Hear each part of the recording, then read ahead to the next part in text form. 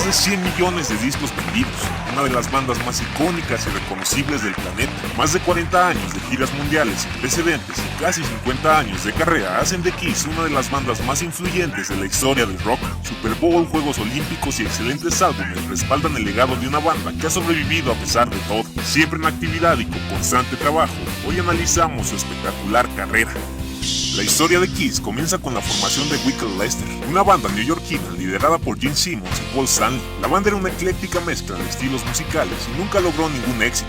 El grupo solo grabó un disco bajo el mando de Epic Records y realizó algunos conciertos, y ante el fracaso, Simmons y Stanley decidieron que necesitaban tomar una nueva dirección musical, así que abandonaron Wicked Lester en 1972 y comenzaron a preparar un nuevo grupo. Y a finales de ese año, Simmons y Stanley se encontraron con Peter Criss, un baterista con algo de fama para esos años, y después de una audición se les unió al proyecto. Se centraron musicalmente en un estilo mucho más duro que el que estaban haciendo antes, e inspirados por la teatralidad de Alice Cooper y los New York Dolls, comenzaron a experimentar con su imagen. Utilizaron maquillajes y ropa extravagante, pero al realizar su primera audición para grabar un disco, su atuendo fue el motivo principal del rechazo hacia la banda. Demasiado extravagantes, les dijeron en aquel histórico rechazo. A comienzos de enero de 1973, el grupo se completó con la llegada del guitarrista Ace Frehley, quien impresionó al grupo con su primera audición y semanas después, el cuarteto estaba completo. Entonces, adoptaron el nombre de Kiss. A Stanley se le ocurrió cuando en un viaje a Nueva York, Peter Criss mencionó que estaba en una banda llamada Lips, que en español es labios. Así que Stanley le propuso: ¿qué me dices de Kiss? El resto fue historia. Frehley creó el logo de la banda, haciendo que las S de al final parecieran rayos. Como dato extra, estos símbolos estaban prohibidos en Alemania por cuestiones políticas, por lo que años después, para evitar controversias, el logo se cambió en dicho país para la mayoría de los lanzamientos y merchandising de la banda. La primera actuación de Kiss fue el 30 de enero de 1973 para un público de 10 personas en el Popcorn Club de Queens, y su característico maquillaje sería usado por primera vez los días 9 y 10 de marzo en Nueva York. Durante los conciertos que la banda tuvo a través del año, Mila Cohen se convirtió en su manager. Fue alguno de sus conciertos de verano y se comprometió a conseguirles un contrato discográfico. Para noviembre de ese año, Kiss se convirtió en la primera agrupación contratada por la discográfica Casablanca Records. Con esto comenzaron la grabación de su primer disco, cerrando el año con su primera actuación como banda profesional en Brooklyn, abriéndole a otra banda. En este concierto, Gene Simmons se quemó accidentalmente su cabello tras realizarse un número de tragafuegos. Para 1974 comenzó su primera gira. Su álbum debut, titulado Kiss, se publicó el 18 de febrero, haciendo durante ese mismo periodo su primera aparición en televisión. En los primeros acercamientos a la prensa, Simmons dijo que era la encarnación del demonio, pero con esto y toda la publicidad realizada por Casablanca Records, el disco solo vendió 75,000 copias. Estaban perdiendo más dinero del que estaban ganando.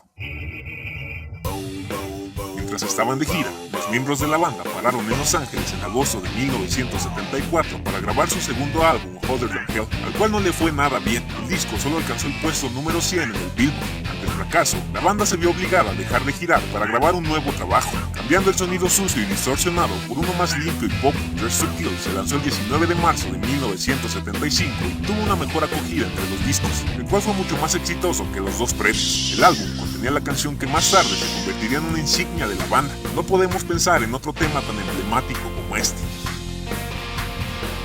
A pesar de que los álbumes de Kiss no eran un gran éxito de ventas, la banda tenía una gran reputación por sus conciertos, los cuales solían incorporar espectáculos por parte de los miembros. Simmons escupía sangre o fuego, la guitarra de Frehley echaba humo, la batería de Criss se situaba sobre una plataforma elevadora, la guitarra de Stanley tenía pirotecnia, pero a finales de 1975, Casablanca Records estaba cerca de la bancarrota, y Kiss corría el riesgo de perder su contrato de grabación. Ambas partes necesitaban un éxito comercial para poder sobrevivir, y este éxito se consiguió con el lanzamiento de un doble disco en directo. Live consiguió la certificación de disco de oro.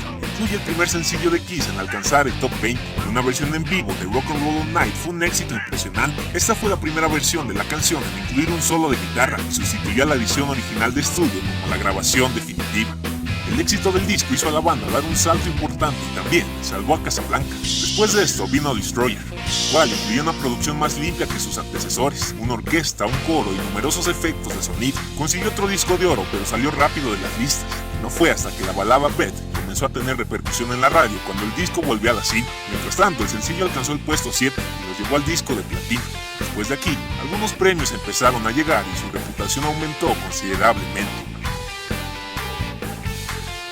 En menos de un año llegaron otros dos discos, Rock and Roll Over y Love Gun. Este último alcanzó la cuarta posición del Billboard, y a esto se le sumó otro disco en vivo, Alive Volumen 2. Llegaron a tener más discos de platino e incluso a tocar en países como Japón, que tocaron en el mítico Budokan de Tokio, rompiendo el récord previo que los Beatles establecieron en dicho país. Su popularidad iba en aumento y en 1977 llegaron a los cómics cortesía de Marvel. Para sumárseles, su primer recopilatorio y ante la ola de éxito, llegó un factor importantísimo en la historia de la banda. El merchandising de Kiss se convirtió en una abrumadora fuente de ingresos. Existía de todo, desde los cómics hasta una máquina de pinball, figuras de acción, kits de maquillaje, caretas de Halloween y juegos de mesa, siendo un factor que la convertiría en la segunda banda con más merchandising de la historia de la música. En menos de 2 años, las ventas mundiales de artículos de Kiss alcanzaron los $100 millones. Kiss vivió su mejor momento comercial en 1978. Con todo lo construido, se realizaron 2 novedosos proyectos. El primero de ellos fue el lanzamiento simultáneo de 4 álbumes en solitario de los miembros de Kiss. A pesar de que ninguno de los discos contiene el trabajo de más de un miembro del grupo, se comercializaron como álbumes de la banda. Fue la primera vez que todos los miembros de una banda de rock publicaban álbumes en solitario el mismo día. Para los miembros del grupo, esto supuso una oportunidad para mostrar sus gustos musicales fuera de Kiss y en algunos casos, para trabajar con otros artistas contemporáneos.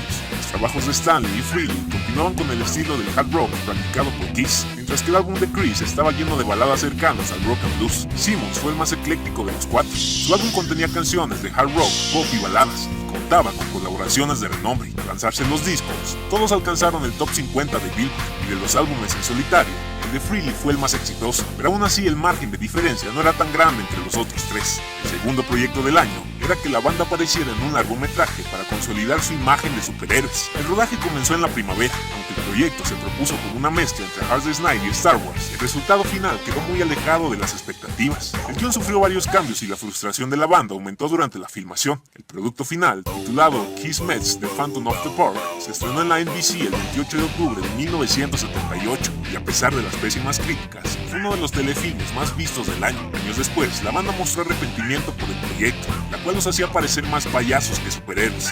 Comenzó con esto la ruptura entre la banda y su manager.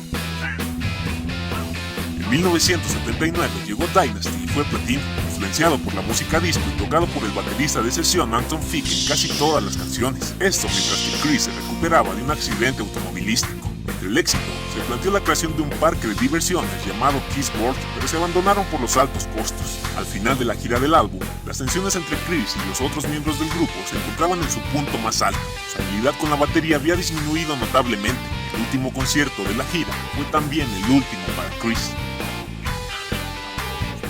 Cuando llegó el disco Unmasked, Chris todavía aparecía en la portada, pero Anton Fick tocó la batería en todas las canciones. Sin embargo, no recibió crédito. Con un sonido pulido y orientado al pop contemporáneo, el álbum no recibió por primera vez en mucho tiempo un disco de platino. Cortó la racha.